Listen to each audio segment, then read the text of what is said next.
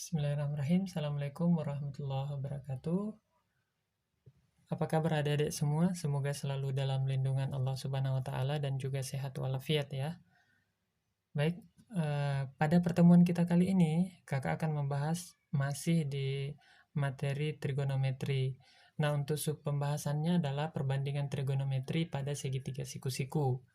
Nah, untuk sebelum lanjut ya, jangan lupa untuk adik-adik semua silahkan like, comment, share, subscribe, serta aktifkan loncengnya untuk mendapatkan notifikasi dari video-video selanjutnya, agar saya dapat terus berbagi dan sharing tentang matematika bersama adik-adik di rumah. Oke, lanjut untuk perbandingan trigonometri pada segitiga siku-siku. Nah, untuk lebih mudah dipahami, silahkan adik-adik perhatikan gambar segitiga siku-siku berikut ya. Nah, ini menandakan bahwa siku-sikunya ada di sini ya. Nah, misalnya diberikan suatu sudut alfa di sini. Nah, di depan dari sudut alfa ini disebut dengan sisi depan. Nah, sisi depan. Sementara sisi yang ini adalah sisi miring. Nah, sisi miring ini adalah sisi yang paling panjang di antara semua sisi pada segitiga siku-siku. Nah, misalnya segitiga ini kita putar misalnya sekian derajat, maka tetap saja bahwa sisi yang paling panjang itu disebut dengan sisi miring, ya, untuk mengingatkan. Nah, sementara sisanya adalah sisi samping. Ini adalah sisi samping, sisi di bawah dari sudut alfa ini ya.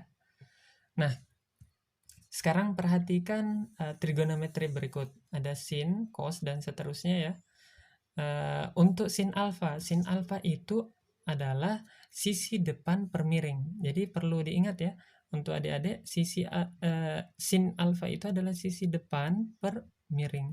Jadi depan per miring atau demi. Ya, demi. Nah, untuk cos itu sama dengan sisi samping per miring, sami. Jadi sa per mi. Nah, sisanya untuk tan alfa itu kan sama dengan sin per cos sebenarnya. Nah, kalau sin per cos berarti anggaplah min dan min ini kita coret, berarti sisa d per sa. Jadi tan alfa itu adalah d per sa ya, untuk mengingatkan itu ya. Jadi untuk tan alfa sama dengan d per sa. Sedangkan untuk cosecant, nah cosecant itu kan seper sin, atau inverse dari sin ya, atau kebalikan dari sin. Kalau kebalikan berarti otomatis untuk cosecant alfa berarti kita balik saja, berarti mi per d. Mi per d. Untuk cosecant juga kebalikan dari cos. Jadi mi per sa. Untuk kotangan juga kebalikan dari tan atau sepertan, berarti sa per d. Sa per d. Nah, kita misalkan buat angka di segitiga siku-siku ini. Nah, misalnya D-nya ini sama dengan misalnya 4.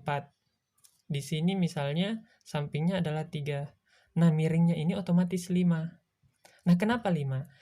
Coba perhatikan pelajaran di SMP kalau tidak salah ya, tentang rumus Pythagoras. Rumus Pythagoras ya.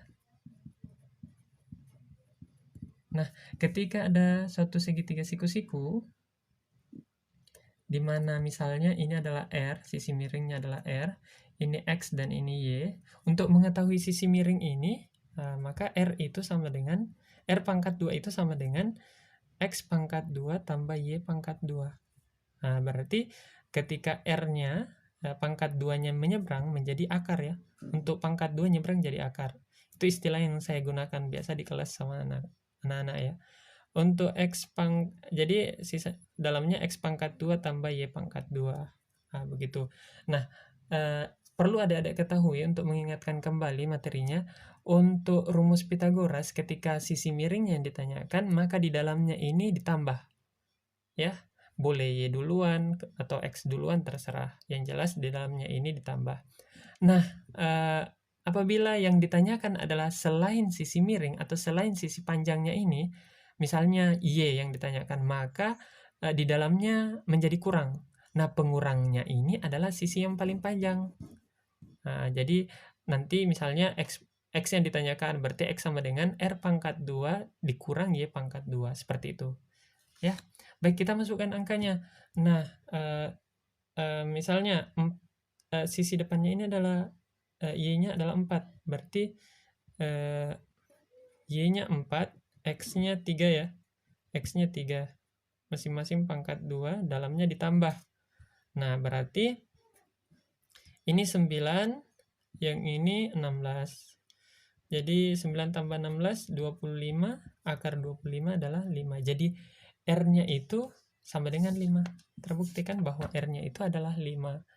Nah, sekarang kita masukkan angkanya di perbandingan trigonometri berikut. Jadi untuk sin alfa itu kan D per Mi. Sekarang depannya 4, miringnya 5. Berarti 4 per 5. Nah, seperti itu. Untuk cos, sekarang cos sa per mi samping per miring berarti 3 per 5. Sementara untuk tan D per sa depan 4 samping 3 berarti 4 per 3. Nah, untuk kosekan, karena kosekan kebalikan dari sin alfa atau inverse dari sin alfa, berarti kita balik saja 5 per 4 karena mi per D. Berarti 5 per 4. Nah, yang ini berarti 5 per 3. Ini juga kebalikannya tan, berarti 3 per 4. Cukup mudah kan? Baik, contoh yang pertama, diketahui segitiga ABC siku-siku di C. Panjang sisi AB dan BC masing-masing adalah 15 cm dan 9 cm. Tentukan A sin alfa, B sin alfa, C cos beta, dan D kotangan beta. Nah, untuk menjawab ini, kita terlebih dahulu menggambar segitiga ABC siku-sikunya ya, di mana siku-siku di C gambarnya ya. Jadi kita gambar segitiganya di mana siku-sikunya ini adalah C. Jadi untuk AB-nya jadi di sini A, di sini B. Nah, selanjutnya panjang sisi AB yaitu 15 cm. Jadi AB-nya adalah 15 cm. Sementara untuk panjang sisi BC-nya adalah 9 cm. Jadi panjang BC-nya adalah 9 cm. Nah, selanjutnya tentukan sin alfa, tan alfa, cos beta, dan kotangan beta. Nah, alfanya itu ada di sini ya. Ini A, ini alfa, ini beta. Nah, untuk mengetahui ini sin alfa itu kan atau tan beta dan seterusnya, kita harus tahu semua sisi yang ada di sini dulu. Nah, sekarang panjang AC belum diketahui, sehingga cara untuk mengetahui panjang AC-nya adalah gunakan rumus Pythagoras tadi. Nah, untuk rumus Pythagoras itu jika yang ditanyakan selain dari panjang sisi yang paling panjang, maka di dalamnya nanti, dalam akarnya nanti kita gunakan pengurangan. Nah, untuk panjang AC, jadi rumusnya adalah akar dari tadi ini pengurangan ya, karena bukan yang paling panjang, sehingga pengurangnya adalah sisi miringnya yang paling panjang, yaitu 15 atau AB pangkat 2 ya. AB pangkat 2 kurang dengan BC pangkat 2. Nah, sehingga kita masukkan nilainya 15 pangkat 2 dikurang 9 pangkat 2 sama dengan akar dari 225 dikurang 9 pangkat 2, 81. Ini hasilnya sama dengan 144. Akar dari 144 adalah 12. Jadi panjang AC-nya itu adalah 12. Jadi di sini panjangnya adalah 12 cm. Nah, selanjutnya kita tinggal masukkan nilai sesuai dengan trigonometrinya. Nah, untuk sin alfa itu kan tadi sisi depan dibagi dengan sisi miring, maka sisi depannya adalah 9, sisi miringnya adalah 15, berarti 9 per 15. Diperkecil atau disederhanakan sehingga menjadi 3 per 5, masing-masing dibagi 3 ya. Nah, selanjutnya untuk tan alfa itu, ini alfa, tannya adalah sisi depan dibagi dengan sisi samping, berarti 9 per 12. 9/12. Nah, disederhanakan sehingga jadi 3/4. Nah, lanjut untuk sudut B, ini sudut beta. Cos itu kan sisi samping, ya sampingnya ini dibagi dengan sisi miring, berarti 9/15. Disederhanakan menjadi 3/5. Nah, untuk kotangan. Kotangan adalah kebalikan dari tangan, seperti yang tadi saya jelaskan. Berarti kalau tangan beta itu kan sisi depan dibagi dengan sisi samping, berarti 12/9. Nah, sekarang yang ditanyakan adalah inversnya, kebalikannya, yaitu kotangan. Jadi kotangan adalah 9/12. Jadi di sini hasilnya 9/12, atau disederhanakan menjadi 3/4. Mudah bukan?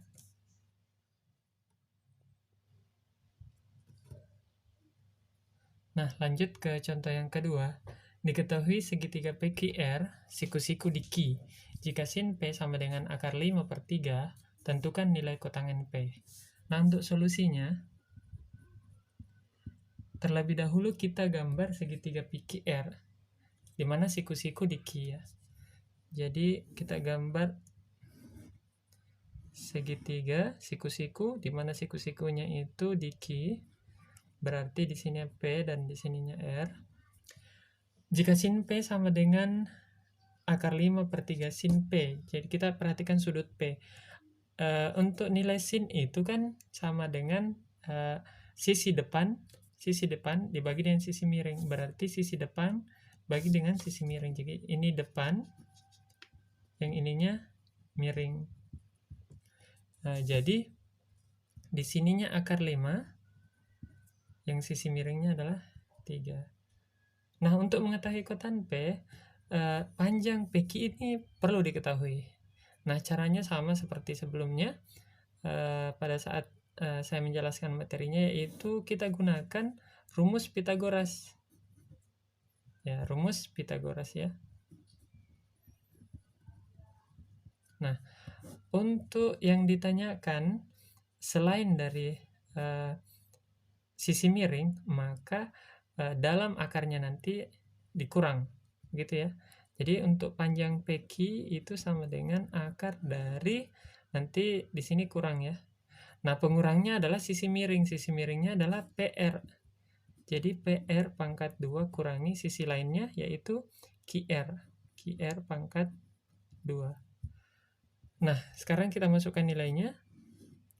PR pangkat 2 berarti 3/2 kurang dengan akar 5 ya, QR ya, akar 5/2. Sekarang 3/2 berapa? 9 ya. Nah, untuk akar 5/2 berarti jika akar ketemu dengan kuadrat, ini dicoret saja ya, ini, sehingga hasilnya adalah 5. Itu cara singkatnya. Kemudian 9 kurang 5 adalah 4. Jadi akar 4-nya adalah 2. Jadi PQ-nya itu adalah 2. Jadi kita peroleh di sini panjang PQ-nya adalah 2. Nah, sekarang kita tinggal menentukan nilai dari kotangan. Kotangan P.